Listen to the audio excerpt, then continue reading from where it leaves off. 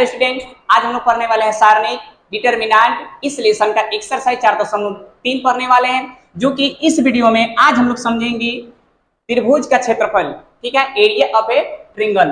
अब हम देखते हैं कि त्रिभुज के क्षेत्रफल हम लोग सारणी के माध्यम से कैसे ज्ञात करेंगे, ये आज हम लोग को क्या करना है, सीखना है। तो यहाँ पर ध्यान दीजिए, आज हम लोग त्रिभुज के क्षेत्रफल तो निकालना सीखेंगे बाकी सारणी के सहायता से। अब ध्यान दीजिए, यहाँ पर मान लीजिए कि एक त्रिभुज है, यहाँ पर ए में है x1 y1 और b है x2 y2, c है x3 और y3। तो यहाँ पर है कि त्रिभुज एबीसी का क्षेत्रफल सारणी के सहायता से ज्ञात हम करेंगे। तो त्रिभुज का जो क्षेत्रफल होगा तो सारणी 1/2, उसके बाद पहला जो कॉलम में लिखेंगे x1 x2 और x3, दूसरा कॉलम में y1 y2 y3, और जो तीसरा हम लिखेंगे कॉलम तो सभी में क्या करेंगे, 1 करेंगे। ठीक है, क्या करेंगे, हम 1 करेंगे। अब यहाँ पर ध्यान देते हैं, यहाँ जो फॉर्मूला है 1/2 x1 इंटू y2 माइनस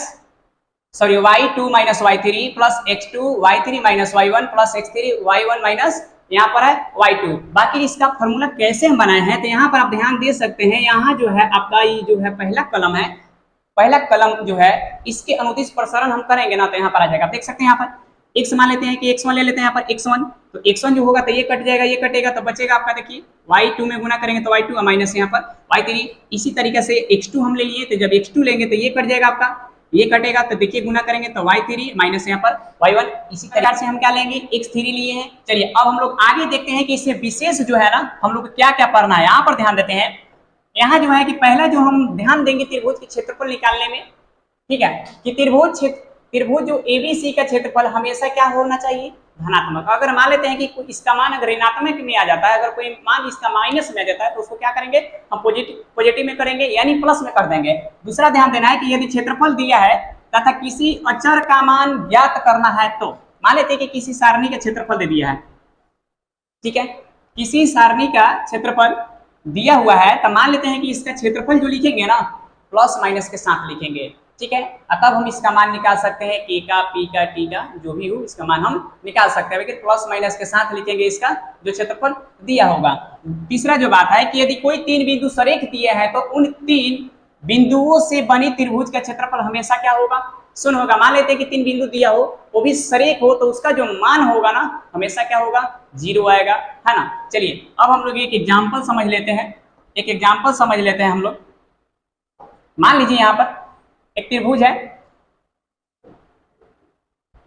चलिए फॉर्मूला क्या होगा, 1/2 सारणिक में लिख लेते हैं।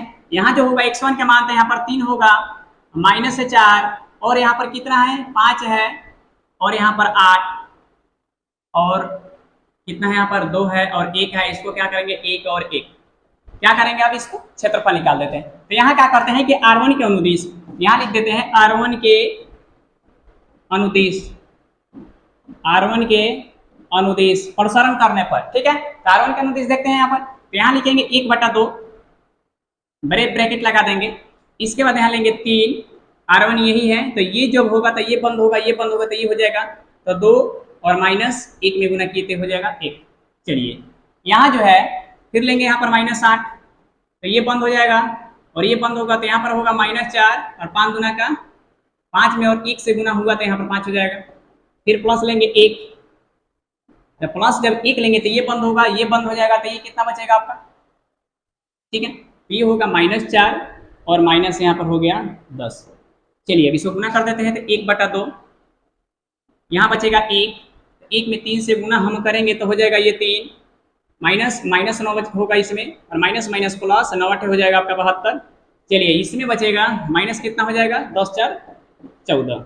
चलिए अब ध्यान दीजिए, यहाँ पर 1/2 72 में 3 जोड़ देंगे तो कितना हो जाएगा आपका 75।